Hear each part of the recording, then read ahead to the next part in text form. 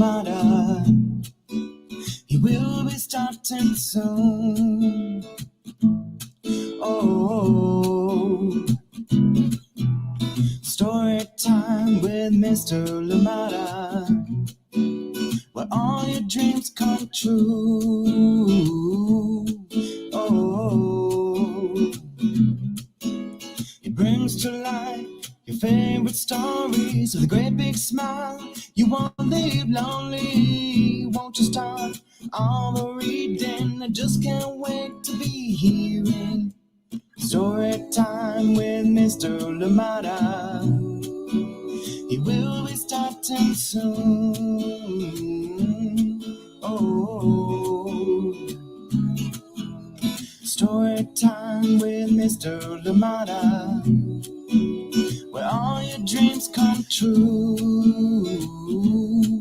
Oh, he brings to life your favorite stories with a great big smile. You won't leave lonely, won't you start all the reading? I just can't wait to be hearing.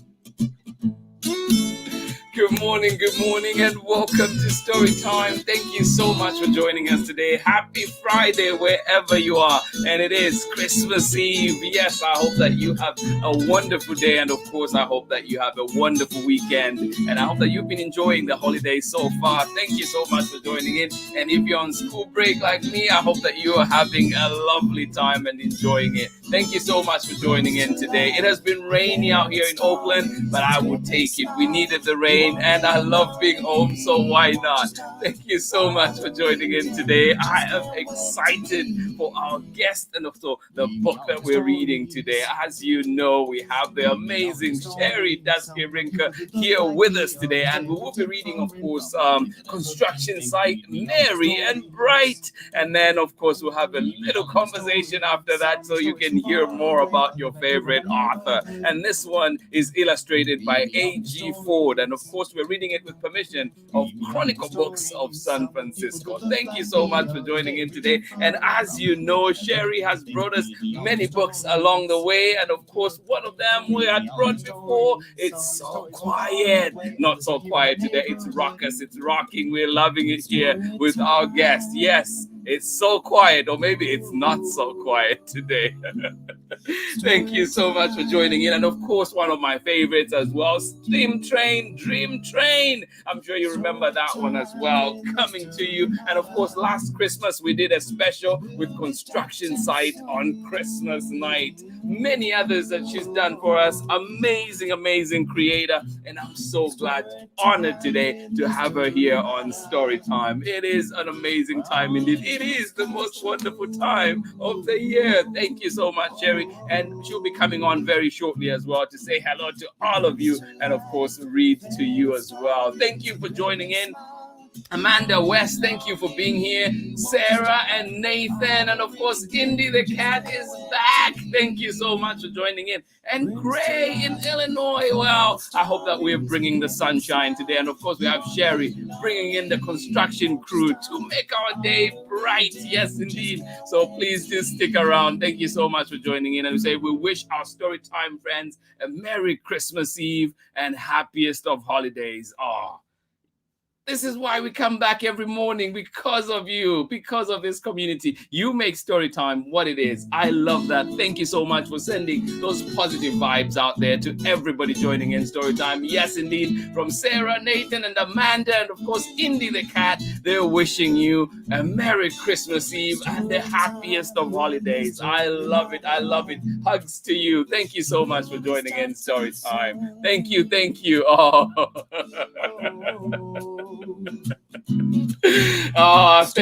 Thank you. I appreciate you so much. Thank you. Absolutely love it. And you have also given me so much energy, so much, I just look forward to coming here in the morning and being with you all. Thank you so much for sharing that. Absolutely love it. You have given me joy this past few months. It's been amazing. Thank you.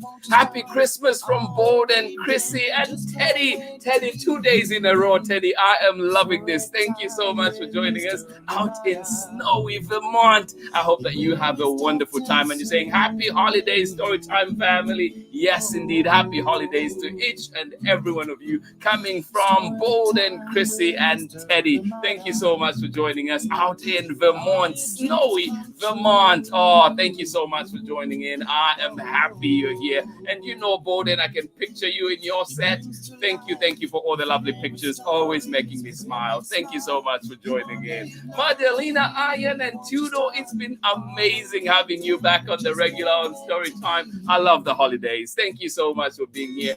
And you say we hope you have a Merry Christmas. Thank you for everything that you do. Well, thank you. Thank you to all the parents out there too. I appreciate that you're here with your kids. Allow your kids to be here. Allow me in your space. I appreciate that so much. And together we continue to learn. Together we continue to read. Together we continue to share amazing books. Please, if you have recommendations, do send them to me and I will do my very best to bring them here to Storytime. But you know what? Today is about our amazing guest. She is here, and please join me in welcoming New York Times best-selling author, the amazing Sherri Rinker. And if you have questions for Sherri, please do type them in, and we will make sure that we try and get her to speak on some of them, if not all of them. Thank you so much for joining in. Welcome to Storytime, Sherri Rinker. Wow, you are high energy in the morning, my friend. And you're 2 hours behind me. I'm impressed. Good morning, everyone. Merry Christmas. Very excited. Merry Christmas. Thank you for being here. Oh, it's my pleasure. I'm really excited to be here. Thank you. And where are you joining us from today? I am in the Chicago suburbs. So Yeah. I saw that you have a guest who has a snowy white Christmas. Yes. Sadly, have a gray, rainy Christmas this year, I think. But yeah, no, that's how it is. That's how it is here in Oakland as well. And today the rain is stopped. At least the weather forecast says we won't have rain, but it's back tomorrow. But yeah, great day today to be outside a little bit, I think, for us. But yeah, no snow in Chicago this year. No, not a flake. Not a flake to be found. Well, thank you. And also, like I know that you are reading for us today from construction site Merry and Bright. Do you want to tell us a little bit about this before we get into it? Sure. We have actually 4 holiday lift the flap books coming out. Christmas is the first one. And the delivery for Valentine's Day is still somewhere between China and the United States. So Valentine's Day will not come out until 2023. But Halloween will be out next year, and Easter, I think, will be out next year. Fingers crossed. So, yeah. So something for the, I used to love lift the flaps and pop-up books. So it's something for the littler crowd. Yeah, no, I'm telling you though, like every time, I'm sure when you're creating books, you have your target audience, but we love books. Even us adults love the flap books. Right, I know. Yeah, no, they're fun, and so we hopefully will be doing more of them. But it's been really well received, and it was really fun to write. I loved writing the surprise. Yeah, no, it's amazing, and it's just I feel like you're the queen of Christmas books, and I love it. They're adding up, aren't they? Yeah. Yeah. So. Oh, well, I'll let you read, and then we'll come back and join on the other side. Okay, sounds great. All right, all yours. Construction site Merry and Bright. Make sure we can see. Okay. In the big construction yard, tough truck friends are working hard. Today's big job is done at last, and Christmas Eve is coming fast. But how will big trucks celebrate? Each one is planning something great. Here comes flatbed and skid steer with a load of Christmas cheer. Whoa. Crane truck dips his boom to look and lifts up something on his hook. He holds it high for all to see. It's a giant Christmas tree.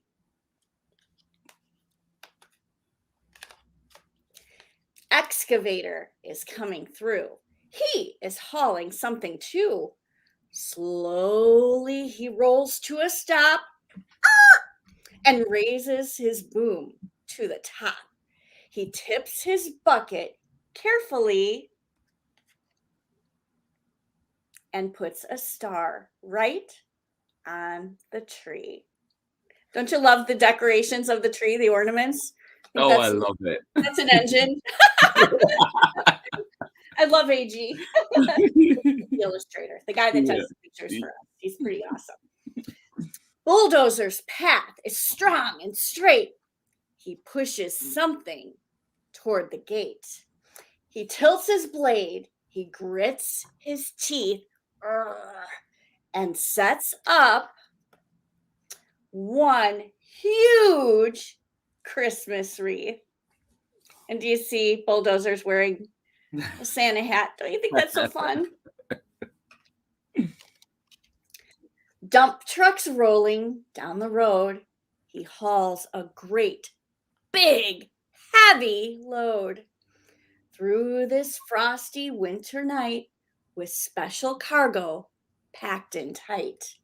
He tilts his bed down toward the ground, and presents pour out all around.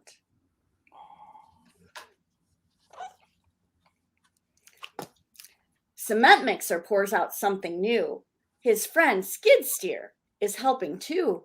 She rolls along to pull and lift. They work together, sure and swift. And now the dark and wintry nights. I know I've opened these before. Let's see here. Will glow with miles of Christmas lights. That's such a pretty spread. I love that.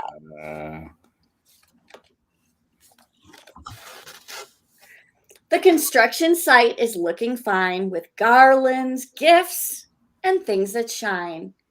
But big trucks know true Christmas cheer is in the joy of good friends near. A time to gather, give, and share, a season filled with love and care.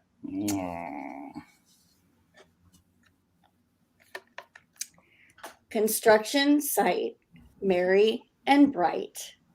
Merry Christmas and shh. Good night. And that's the end. Thank you all for coming and listening. That's so nice of you. Oh, that is amazing. Thank you for that. I love it. I love it. I love just, like every time I look at the construction site series, I'm thinking it's like, where will it go from here? And somehow you always find a way, something else to bring about it. So how did this all begin? Like, when did it begin? Did you know anything about heavy machinery more before this one? I didn't. So I was a graphic designer before I came into this job. And I had grown less than in love with my job. But what I did love about it was that beautiful mixture of words and pictures. And once I had my boys, who are now 21 and 16, the picture books were, for me, that sort of the most lovely combination of words and pictures ever. Yeah. And I bought and indulged in every beautiful book I could find for the boys, for me, really. Yeah. But I had not really set a goal of writing children's books. I actually had my second son very truck obsessed, and that's really where I learned everything about big machinery. And one night after I put him to bed, I put my head on the pillow and shot up with the idea for Goodnight Construction Site. And I wrote it. I sent it into one publisher, which was Chronicle, to the slush pile, which is what they call the place where all the unsolicited manuscripts come from people versus from agents or whatever. And about 3 months later, I had a contract, and that's how it sort of happened. And miraculously, it debuted at number 10 on the New York Times and stayed there over 2 years. And yeah, it's been quite an amazing, beautiful ride. Yeah. Very blessed. Well, we've enjoyed that ride with you for sure. It's been amazing. And as you can see there from Borden and Chrissy, they're saying, we love the festive story, and Borden loves the Construction Site series, right? And yeah, Borden thank you so much. That's so nice. So the latest in this book just came out in the fall. Road Crew coming through. Oh, yes. Oh, yes. I love that. This is the latest installment, right before the pop-up book. Yes. And next year, we're going to visit a farm and meet some tractors and all the cool attachments. And my favorite farm truck, which is a combine harvester. I love combine harvesters. And meet a pickup truck and do all sorts of fun things. Yeah. So hope you'll look out for that.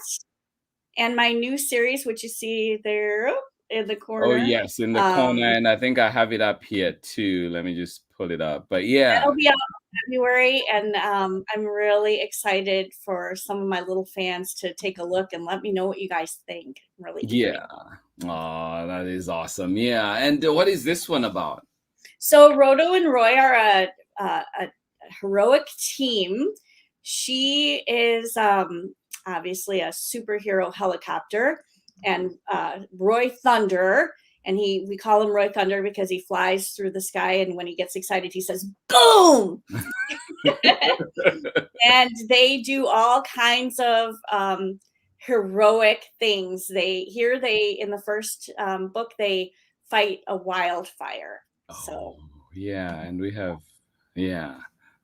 so they're very brave. They're really good friends. They help each other. They watch out for each other. It's very much about friendship and cooperation. Yeah. Oh, I love that. And was it will they ever appear in the other books, or have you had characters cross so far? You know, we haven't had characters cross. So this is another publisher. This is Rhoda and Roy is with Little Brown. So I doubt there would be any crossover. Yeah. But there might be an opportunity to cross over something with Steam Train and Construction Site. Maybe, I don't know. Those are all Chronicle books, and actually we have a sequel after 10 years in 2023. A sequel to Steam Train will be out. Oh, and now that you've mentioned Steam Train, how was it working? I know you've worked with amazing people, and I want to talk about A.G. Ford. I want to talk about, like Don Tate. Don Tate, he's so there. I love them. They're like family to me. I love them so much. But yes, go ahead. What was your question? Yeah, no. Like, how was it working with Tom Lichtenheld? Because I love his books, and just Tom is very smart. No, he's great. And so I had not met Tom until after Goodnight Construction Site came out. But we wrote Steam Train together. Yeah. We're only just coincidentally a town apart. He's maybe 15, 20 minutes up the road. And we wrote Steam Train together, and we wrote Mighty Construction Site together. So he's very fun, funny, very smart, extremely talented, obviously. Yeah. And now A.G. Ford has taken over the series. How hard was that transition? You'd have to ask A.G. I felt like and I know Chronicle and all of us felt like it was seamless. Yeah, Um, no, yeah, yeah, it felt like that from yeah. He's from. done such a beautiful job of sort of carrying on Tom's work and style, but yet bringing something very much his own to the picture. Yeah. The first book that he did with the series was Construction Site on Christmas Night. And when I saw the page with the clock tower and the wind, and Yes. I thought it was just, oh, there it is. Yeah. Yeah, I thought, but I'm sure it's challenging to pick up somebody else's style and try Yeah. to, you know, make it your own and feel comfortable Yeah. in that world. And he's just such a lovely man. He has two little boys, and he's about where I was when I started this series. So that's been pretty fun to see. Yeah. Oh. Yeah. And I know that too you worked, I mean you've worked with others, including, I don't know if it's I could not remember how to say the last name, if it's Tony Fucile or Fusal with It's Not So Quiet. Tony Yes. Fusilli. Yeah. Oh yeah. Oh, he's wow, what a talent, right? Yeah. Mhm. I there are a couple books that I've written that I feel like are kind of a little underrated, and It's So Quiet, the one that came out in the spring with Tony, Yeah. is one of those. I love that book. I love it. Where did the idea for that one come from, or what made Yeah, you write that? so I was working, so I had a little piece of verse for the book, and I didn't know what to do with it. And it was all inspired by um, my father's from a very rural part of West Virginia, where we would visit once or twice a year. And in this old crickety house, and we were, little girls from the suburbs. I mean, and all of this sort of, all these night sounds and oldness and creatures, and Yeah. hearing, bullfrogs, and we just didn't have that growing up. So this place where my father really thought was just filled with peace and quiet. You had my Oh. sister and me in my grandma's big double bed with a quilt, like this, hearing everything. So it was inspired by that. And I had some pieces of verse like, hound dog's tail beats the floor, tip tap, tip tap. And Mhm. I I called my editor. And so fortunate to have such a great relationship with her, Melissa Manlovic. Oh, I love She's Melissa, yeah. amazing. Yeah. And I basically said, "I've got these things, these little bits of rhythm and this little kind of a song, Yeah. and I don't know how to put it together." And so actually I dedicated the book to her because she was like, "Okay, I see this. What about?" And so it was really her wisdom and her little bits of inspiration Yeah. that brought the book together. And then when they brought Tony on, and I had just seen the Pixar movie, or maybe DreamWorks, that he had worked on. Oh, I Yeah. can't remember where we're all inside the little girl's head. Do you remember that one? Oh, I can't think of the name of it. yeah, I'm sure somebody out there remembers. Please let Yeah, me remind us. Uh-huh. I can't remember things anymore. So I just seen that movie and saw his name, and I'm like, oh my gosh, that's the illustrator that's going to be doing my book.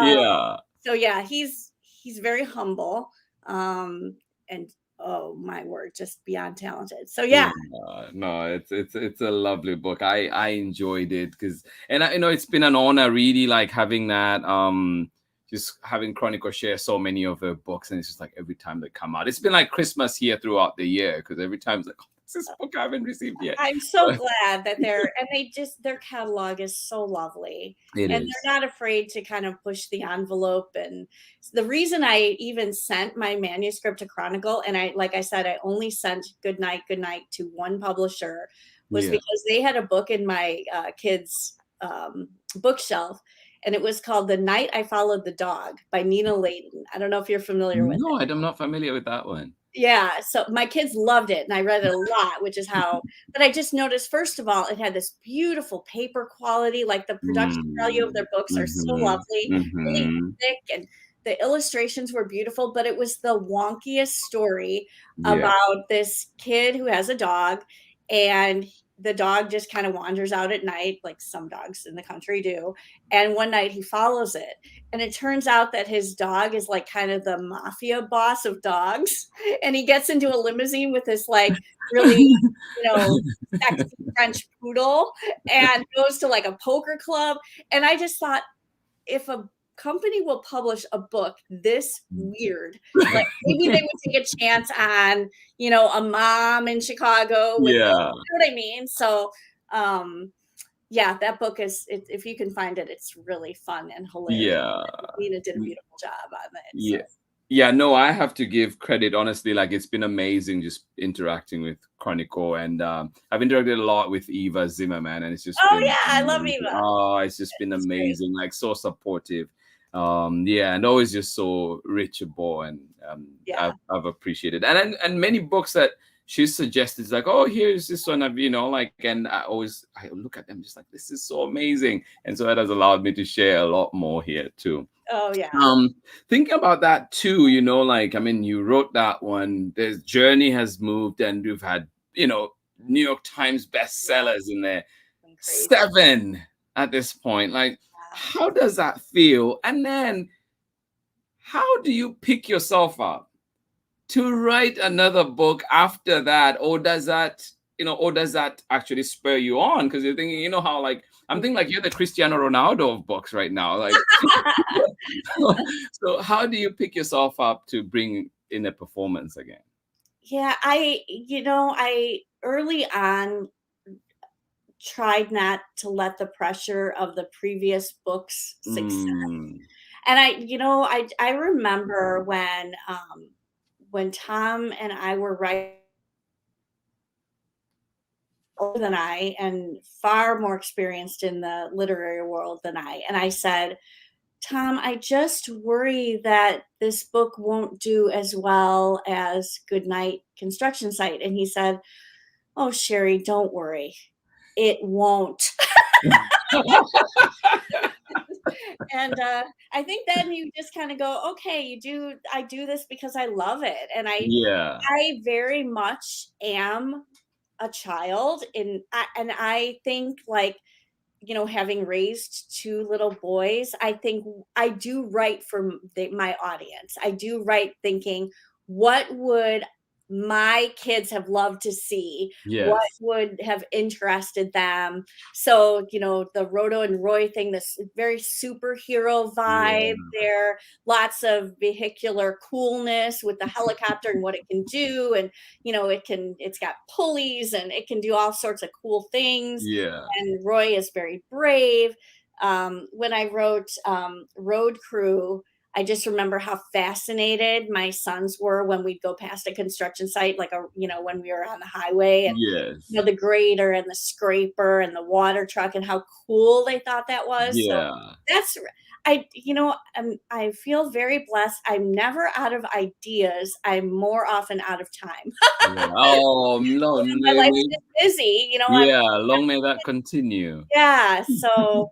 I have ideas. I just need the time to clear the schedule and sit and focus and, map them out. But I have other ideas. I'm excited to see if Chronicle's interested in them and what will be next. So, yeah. Have you ever, you mentioned that, you've not been out of ideas but then have you ever had ideas where you have that writer's block, or just like, how do I move it from here? How do I? And some of them, because a lot of your book have rhyme to them. They have, like, how do you? Does that ever?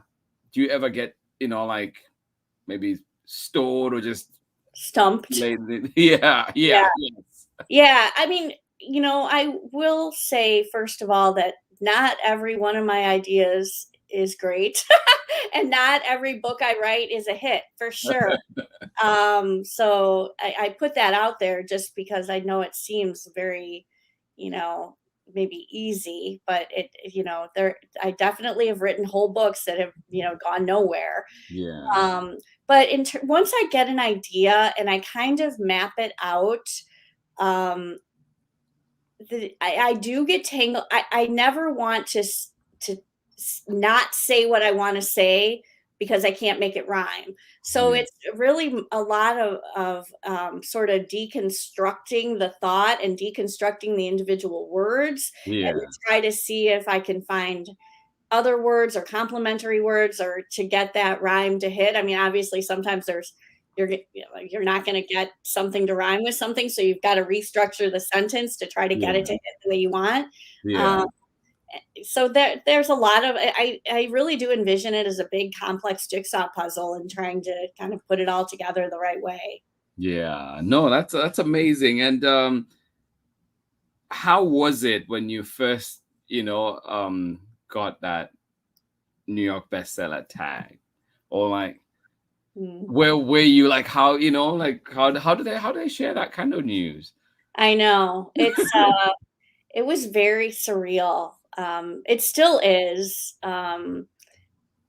But that yeah, it obviously that tag changes everything, right? Um, and it's always been more important to me. I used to joke that I was the Bon Jovi of children's books, like the critics hated me, but the fans loved me. The critics don't hate me, but sometimes they aren't very nice. Um, Oh. it's Kirkus. I'm there, whatever. Oh. But it's always been more important to me that my message has resonated with the kids, that the kids Mhm. have loved it, that, Yeah. so yeah, that's, but it's an honor. I'm Yeah. beyond, beyond blessed and grateful for my fans, mostly the juice box crowd fans who've just been so amazing and sweet and have taken their parents along on this journey, Yeah. right? Yeah. No, It's been absolutely. No, lovely. I'll go back to the question of, had you, like, I know you mentioned your kids being fascinated with construction sites and so on, but did you have an idea of, like, I'm sure you did, like machinery, but also how much have you had to study as you've been developing this series?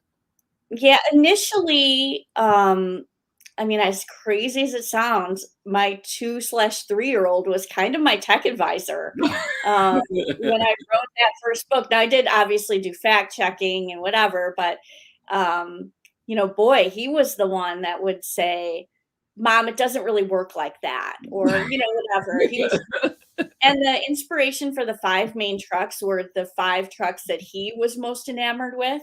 Yeah. Um, so yeah, in that sense, that piece of it kind of wrote itself. Now, as the series has gotten, more diverse, so my brother actually is an engineer, designer, and he monitors construction at Caltran. So he Oh, was the one that helped me a lot with the road crew, because it's what he does day in and day out. It is amazing how intelligent children are. And I think their minds are more clear because they're not worried about what to make for dinner or how to pay the mortgage. ah, They see things wow.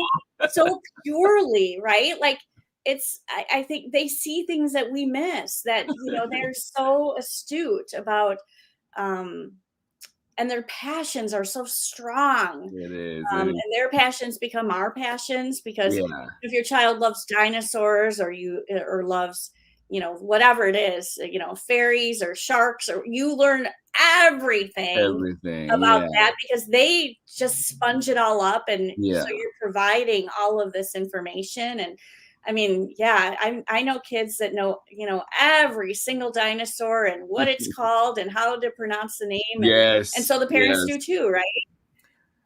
So yeah, their passions become our passions, which is it's kind of a lovely and unexpected ride when you think about it, right? Like how Yeah. you're taken on this journey Oh, with them, yes. through them. I have friends, I see them, they're, at soccer games, they're driving to all these places, and it's just like, Yeah, I don't know how you do it. I don't know how you do it because it's like constant shuffling yeah, between, yeah. I know. And just, yeah, you It's take on those passions. love, right? You want to give Hmm. them, you want to fill them with what make gives them joy. And I think for me, fortunately, a lot of kids like trucks. Yeah. So, um, Yeah. but yeah, that's it's kind of a lovely. It's a pretty amazing and lovely way to make a living, quite Yeah. honestly. No, that's great. And you've brought us joy, honestly. I think um and I'm sure those who know the construction site series or who know your books, like people love them. They really bring joy. They are fun books. And every household I've been to, you're going to find at least one. And it's just, I think, speaks to how relatable it is and how good of a job you've done on that. And so, like it's really like I appreciate them. I love them. And even when I've shared them, it's interesting too, because sometimes I just bring a copy of these books into even a fourth grade class that I have now, and still you just see all these kids that just gravitate to them and still Love want to pick those up. Yeah. Yeah, no, it's love and the thing I haven't forgotten is I remember the awe of, my child looking at a truck, the size, the sound, the Hmm. capability of it. They're superheroes to these kids. Um, they don't so much see the operator inside, they see the Yes. truck as sort of its own personality, as having its own capability, and Mhm. it's, um I never thought about it like that, but now that you're saying it, I'm like, yeah. Yeah, there's like such a sense of awe. The way that they have when they love dinosaurs or sharks or, Mhm, whatever mhm. it is, koala bears or fairies or Yeah. whatever. There's this passion for that I don't want to forget that that's what they see Yeah, because I ultimately want to make them happy in what yeah. they read from me. So yeah. Oh, well, just like Borden says, I'm sure there are many out there that feel like that, just love that series. And even for us big kids out here, we're here. Well, Sherry, too, like I know you. Oh, sorry, you had something to share. No, yeah, no, it's fine. I'm just so Yeah, I know touched. that. Oh, yeah, I know that you come from Chicago too, or you're in that area. And Chicago has so many great writers that come from there. We talked about Tom Lichtenheld coming from close by, and others. How has that helped you in your writing journey? How has that helped you having such a strong literary community? The support system is pretty amazing, and I think when I was first starting out, especially, there were, so many people so far ahead of me with lovely advice, encouragement, um, yeah, and there's never, Andrea Beatty is, nearby me, and she's amazing and encouraging, and there are not very many people that I'm not one of those people that works with a critique group, but I Mm, do have a few select friends that I would feel comfortable sending things to get some feedback. Andrea is mm, one of them. Um, Amy Krauss Rosenthal, when she was here with yeah. us, Oh, she would it really helped me with one of my books. Called, oh my gosh, it's so funny, Silly Wonderful You, because I was just having a hard time finishing it, like how to end it, and yeah. so yeah, there have been uh, definitely some angels along the way here with in terms of fellow authors and illustrators that have come Yeah. into my life. So yeah, it's been great. Oh, that's awesome. And then too, I know, like like we were saying, you have quite a few of the Christmas books right now. What do the holidays mean to you, and how how much joy does it bring you writing those books? Yeah, so I really remember that magical, excited feeling of Christmas coming. I loved it. I loved everything about it. I loved the music. I loved the decorations. I loved everything. The anticipation so that I still My oldest son and I are still that way. Now, my husband and my youngest son are more, but my oldest son came home from college with a box of presents all wrapped for his family, and Oh, just, like, as excited as I am about, like, the decorations and the beauty of the season, um, yeah. and I'm a person of faith, so that message is Hmm. not lost on me either. I just Yeah, think I just love the whole thing. I love the yeah, whole thing. I know it's over commercialized. I know it's stressful. I get it.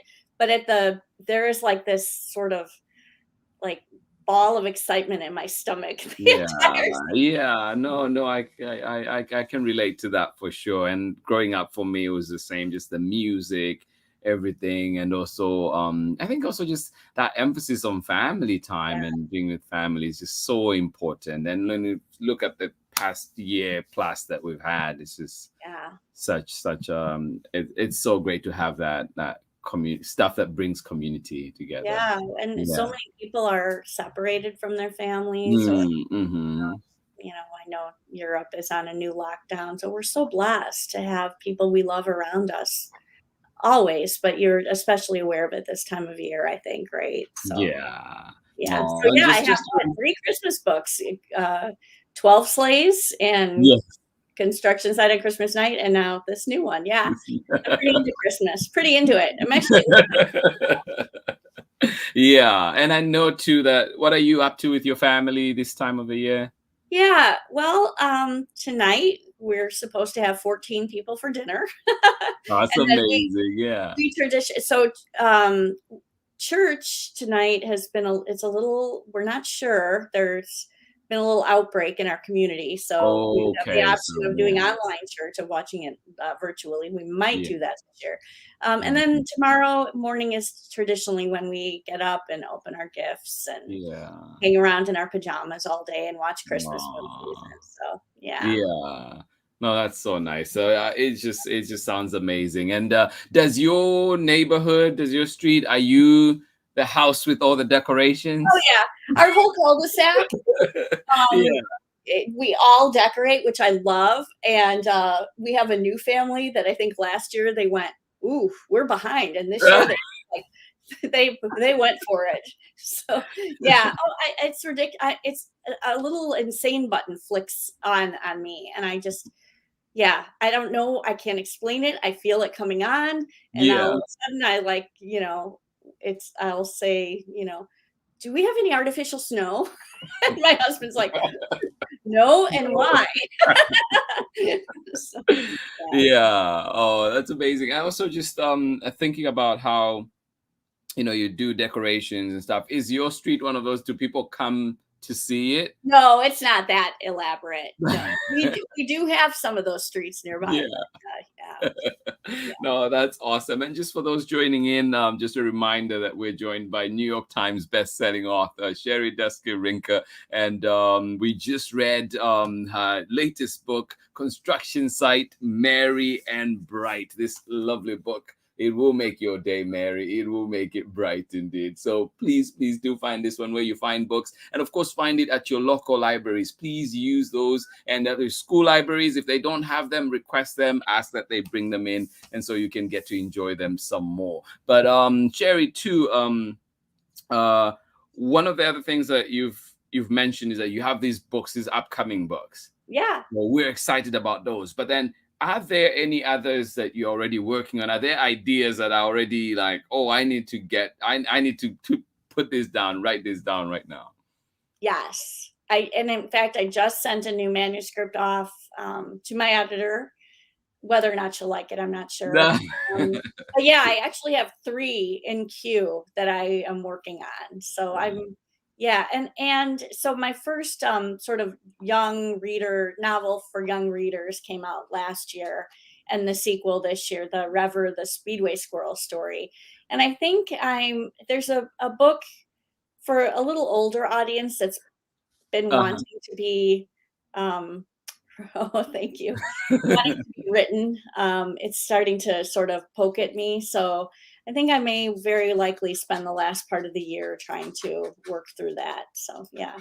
Oh yeah, no, No, that's Christy, amazing. thank you for your kind words. That's so lovely. Yeah, no, Chrissy and Bowden, they're amazing. And honestly, like, you know, we've talked like earlier before we came on, we were talking about how, you know, Storytime came about, and just the energy that I've gotten from the community has just been so amazing. You know, we talk about community pushing you through, pushing you forward, and I've honestly been, every time I've felt that energy, that good energy, and just, you know, like, it feels like a pat on the back every time, and just like, yeah, I want to be here and just want to go on. And thanks to creators like yourself.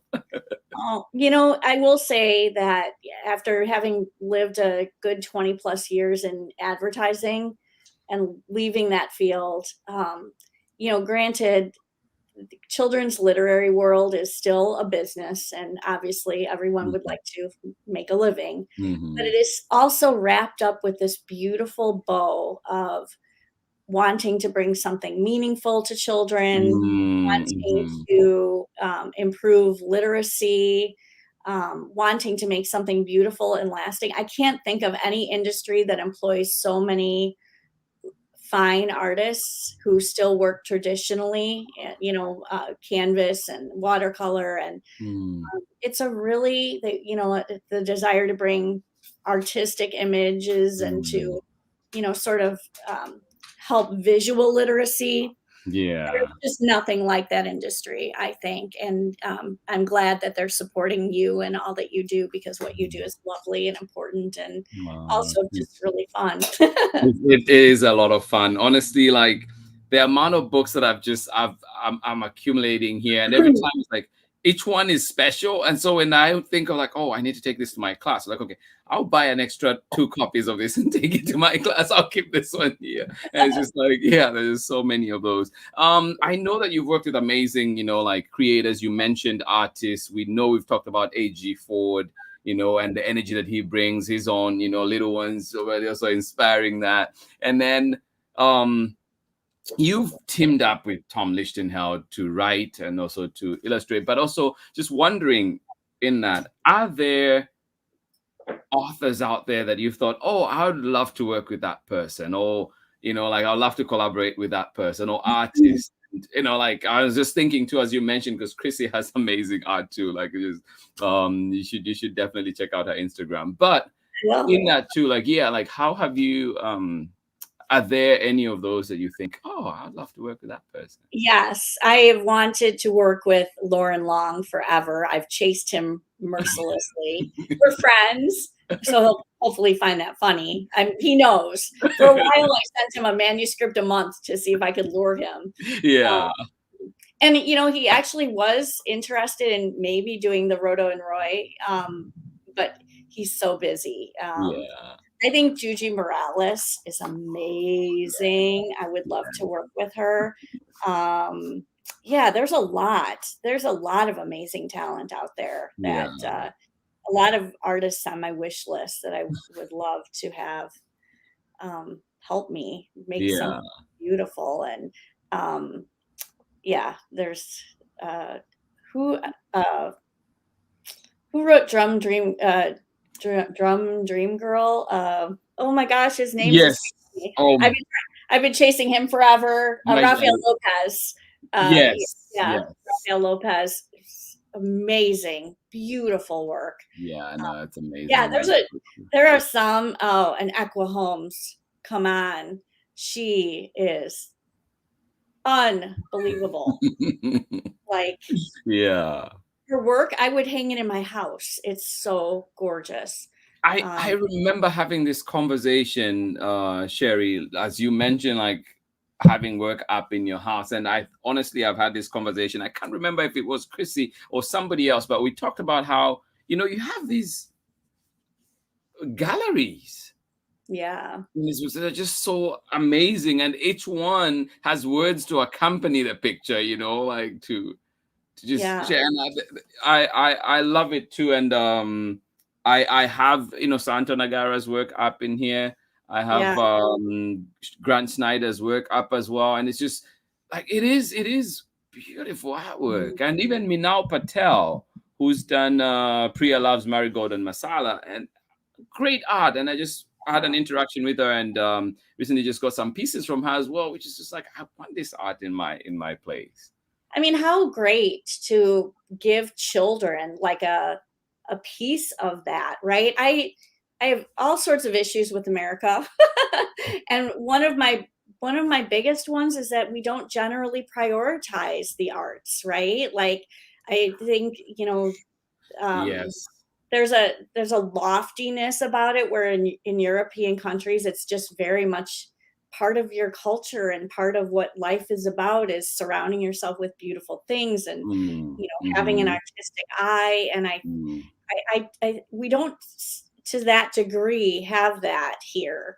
And in Yes. fact, when we're going to cut programs, what gets cut, it's art and music and those things. And so, I mean, how fortunate that this industry still has that high level aesthetic, and still has, the desire to give children beautiful images to look at in all sorts of different styles, and to help them develop a visual intelligence that I think if it were left to many of our government authorities, we would not care at all, right? So I love that we prioritize, poetry and beauty and art. Yeah, no, as speaking as an educator too, and especially working at a Title I school in a district that's just sometimes seems so dysfunctional. It is, somebody recently mentioned, they said we need to stop calling them enrichments. Yes, it always makes them sound like they're this extra thing. Extra, right? It's like, oh yeah, no, we need this extra thing that is there. No, the PTA can fund that. Like, we don't have a PTA that can do that. Why not fund it? Because those are programs that are needed. We have, like, right now in my class, we have a 30-minute music program, a 30-minute music program for the week, and it's violin. And sometimes the kids go in and they have to tune the violins or do whatever, and time is gone. And it's just like, how do we get our kids exposed to all the different things that they need? Because not everybody is going to go into the same field. We need everybody, like, trying to find, like, dip their toes into as many things as possible. So I agree with you a lot. And I just feel like when decisions are made like that, it's just so disappointing. It's like, how... And you and I can talk about this offline over dinner sometime. I will tell you my biggest passion, my biggest criticism of our government is that we do not prioritize education. We leave that up to the states. Here in Illinois, the government pays, I think, 7.5% of the educational bill, and the rest is left up to the state. So you leave this in the hands of a multitude of states with a multitude of different mindsets. You allow the wealthier communities to have better schools. And there's no other industrialized nation that does it that way, that does not have a standard quality education across the board to give every one of their kids, regardless of their economic status, a fighting chance. And this has gone on for decades. I don't understand what it will take for America to realize that, that child at that Title I school deserves the same opportunity as the kids in, these wealthier North Shore suburbs of Chicago. But as an author, I see the discrepancy. I'm often, the schools that can afford to have me are often very, very affluent, and they have absolutely everything. And I might be the 5th author they've had that year. And then I'll go to a school in a more rural area or a more impoverished area. And that will be a school that has, some great, librarian that has a grant to have me in, or, they've saved, the PTO has saved for 4 years to bring an author. And so as you're speaking that, I'm just like, I was It just, Mm. I will see libraries that have, a stock that rivals community libraries. And I was at a school Mhm. library in Jackson, Mississippi, and my kids have more books in their bedrooms than this school library had. It's not right. It's not fair. And the people will say, well, the change starts at home. And I'm like, well, you know what, that might be true, but we as a society can't control that. But Yes. what we can control is the quality of education these kids receive. You And we see, do that by and honoring the teachers and paying them a living wage and attracting the best of the best and giving kids and teachers the resources that mm-hmm. they need, for a fighting chance. And I'm telling you, this is my passion. This is my Yeah. because I firsthand see the discrepancy, and it is not okay with me. And I don't know how it's okay with this world. I really don't. Yeah. But it No, is it's right. it always amazes me because like you're mentioning too, like with highly, like the money is there, and to see it sometimes going into so many different things where it's just like, can we really please put this into education? Please put this into, Into like the I have the future of classroom our where country, right? Into the future strength yeah, of our country. yeah. How do we expect to ever, yeah, and it's part of that rich get richer, the poor get poorer, and um yeah, it's a source of great mourning and frustration for me. Mm, I don't know. I don't know how we as a society step up and begin to say, this isn't okay. The government, right. the federal government needs to set high standards and create a level of consistency across the board that gives every kid a fighting chance and, Mm-hmm.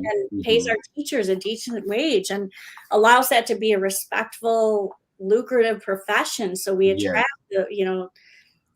so it's not a sacrificial job. I feel like teachers are like, nuns.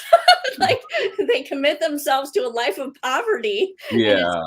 uh, it's just not okay. Anyway, yeah, Yeah. not, No, not no, this bring the this room like down, people. no, Sorry.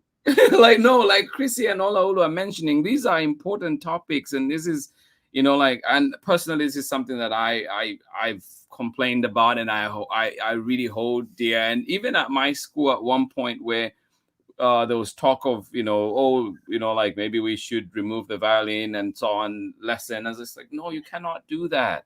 Like Yeah, we need to have that. Like this is, so for some of these kids, this is the only opportunity that they might have to be exposed to an right, art like this. And right. like who knows what interest is developed from here.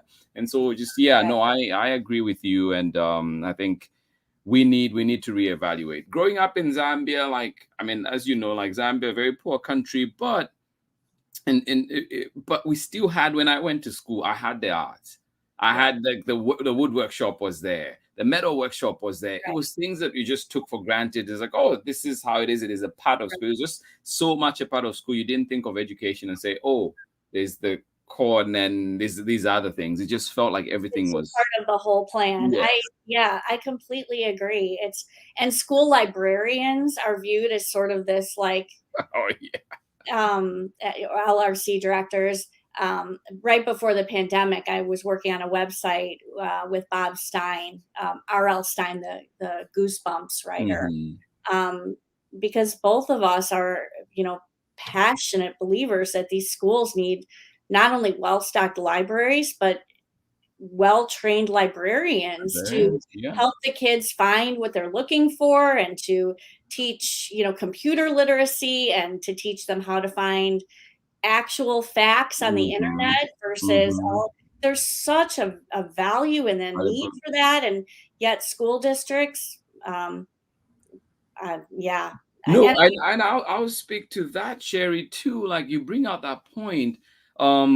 My school, we had to put out, I think a couple of years ago, we had to put out a GoFundMe for our librarians so we could afford to keep them. And yeah, even then, we're only keeping them part time. Like they're only part time there. And also to think like, what is what does it mean for their job security if every year they have to think like, oh, am I coming back? Is my position going to be there? And it's just like this constant struggle. And then yeah, also like the difference I've seen from the time we did not have a librarian at the school, just yeah, how at one point there's an organization that came through and put in some books. There were books that were old, and you look at them and like, this should not be in a children's library anymore. Right. And like books that are just not moved with the time, that Right. do not recognize like the times that we're living in. And so it's just like so much. But now we have a librarian, and thank you, I love her to bits, Jen Beda. Thank you for all the work that you do. She has changed our school in terms of just the library. Kids look forward to going to the library. When we go in, it's organized, and she's always pushing books on us and like, hey, Peter, did you see this book? You should try it. I think you really like this one, and so on. And so it really builds that as well into, like that culture, the reading culture in the classroom, but also the reading culture among the teachers. Like, oh, I should try this with my class. My librarian says it's good. Yeah. Well, there have been studies done, and I've been gathering these in preparation for that website, about the test scores of schools with librarians, about just an overall ethos of kindness that exists in a school where books are shared and read and discussed. The things that we view as sort of extra or unneeded, our priorities are, I'm saddened by them, but I'm fighting for change. So no, absolutely. And that's what we can keep doing. We can work for the next generation. We can work for, hopefully, we see some of that work come true today, but like also we're building for that future, for a better tomorrow, for sure. I agree. And things like that you're doing, Peter, bringing books in this way, in this format, in this accessible, free format, with a positivity and an energy and a joyfulness. You're making change in a beautiful, lovely way. So I'm happy to always to be here if you ask me to be, and to support you in what you're doing. You're doing lovely, wonderful things. So good for you. No, thank you so much, Sherry. I really appreciate, like just hearing that passion, and also what you're doing, and also just thank you for bringing the smiles, for being a part of so many families. Maybe, like maybe more than you may even realize, like just there's kids in every corner of the country, every corner of the globe that are looking at these books and, getting to enjoy, and just families come together around them. And that's such an honor and a blessing to think that in some small way I might be a part of that shared experience of reading between parents and children or siblings, or it's an unbelievable blessing. So thank you for saying that. Thank you for having me. I'm so honored. This has been a Nice pleasure reading this. This is Olaolu, an author out of he's right now. I agree. He should be on television. He should be. Thank you, my brother. I appreciate that. But I know that we've talked about this issue, and I'm glad that we did. Thank you, for bringing that out. And Chrissy and Olaolu and everybody that's listening in out there too, thank you for your contributions. I think it's amazing that we feel this conversation should be had. We feel these things should be moving forward, and hopefully that we actually see change. And thank you so much. But also, Sherry, like just as you leave, I know that we have one of my favorite things to do, and which I think we found out that we're both kind of like it, is watching those dancers. Oh my gosh, I love it. Don't you? I forgot that we connected on that. Oh my word, I could watch them forever. I know. Aubrey Fisher and what's the other guy's name? I'm blanking out the name. Slavic. Yes, Slavic. Yes. Slavic. Yeah, he's great. Yes. Oh my gosh, they just make my day. Yeah, if you don't follow them on Instagram, I know I'll plug them here too. Just follow them, and it'll definitely make you smile. Their moves are amazing. Yeah, and every time I watch, it's just like I always do that. Yeah, because we've connected over that as well. It's always a laugh for me. I forgot about that. That's awesome. Yeah. Any I mean, you say so many profound things, but anything before we say goodbye? Oh, we all just need to keep fighting for the next generation, for their education, for their planet, for their arts, for their world. That's really where our priority: fight for the kids, fight for the kids in the foster system, and fight for the kids who aren't getting the same level of education, and fight to keep their world safe. So, but I think, many of us were parents, right? That's what we do, just Yeah. just Yeah. by sort No. of instinct, right? But yeah. Oh, thank you, Sherry. Absolutely appreciate, having you here today. And also just, Thank you, Peter. it is amazing. And like I just want you to have an amazing Christmas. And of Oh, course I'll same catch you. here, my Please friend. don't leave yet. I will catch you for sure on the other side of this. But Okay, I'll stay. So everybody, I'm staying. Okay, gotcha. yes. On everybody that was joining in story time today, that was a conversation we're having with sherryduskeyrinker. I hope you enjoyed it, and of course lots of great topics that came up in that. And I hope that we see schools that are equitable. We see, like Chrissy, like you mentioned, I absolutely hope that we can see schools that are more equitable, and also that we have classrooms where these things like the arts, music, everything, vocational kind of trade stuff is available, and we do not have to scrounge around and trying to begging for these things to be available. So please, thank you so much for joining in Storytime. Great conversations that you all brought here today. Absolutely appreciate it. I hope that you have a wonderful, wonderful Christmas, and of course Christmas Eve. I hope that you are able to be with family, and I hope that everyone stays safe. Please do follow the health guidelines, and let us, as much as possible, enjoy this time that we have. Thankful that we're able to be here, that we're able to have family, that we're able to enjoy time together. Thank you so much for being here on Storytime. And of course, I will see you in not next week, but the week after. I'll be taking a week off next week to enjoy a little bit of a break, and also just do some other work. But we'll definitely be back with more story time. So please stay tuned. Keep tuning in. And of course, if you want more story time, go back to our archives and enjoy all the amazing books that we have on there. And of course, I hope that your place where you are has a library that you can go and get books, and other places that you can find books if you're able. Thank you so much for joining in Story Time today. It has been a wonderful pleasure indeed. Wishing you a Merry Christmas, and of course, hoping for a better 2022. Yes, even though this year might have been great for you, I'm still wishing you an even better 2022. Thank you so much for joining in Story Time today. Absolutely appreciate each and every one of you. And I will see you again in 2 weeks. Not this coming week, but the next week after. So the 3rd of January, we'll be back with more story time. But for next week, there'll be more stories that will be posted here. We'll go back to some of our favorites and bring them back for the entire week, so you can enjoy some of those stories that we've already shared here on Story Time. Why not? They are that good, right? Thank you so much for joining in Story Time. Absolutely love it. Hugs and kisses to each and every one of you. Merry Christmas, and I will see you again on the 3rd of January. Thank you so much. Much love. Bye-bye. And of course, a big thank you today to sherryduskeyrinker for the amazing conversation, amazing reading, and of course, the wonderful joy that she's continued and will continue to bring to all our lives. Thank you so much for being here. Have a lovely day. Bye-bye. Favorite stories with a great big smile. You won't live lonely, won't you start all the reading? We just can't wait to be story time.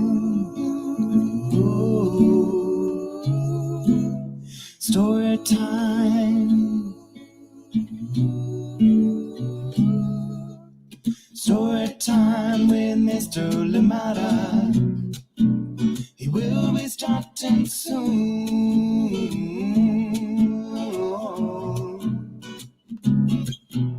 Story time with Mr. Lamada, where all your dreams come true. Oh, he brings to life your favorite stories with a great big smile. You won't live lonely, won't you start all the reading? We just can't wait to be hearing. Brings to life your favorite stories with a great big smile. You won't live lonely, won't you start all the reading? We just can't wait to be hearing.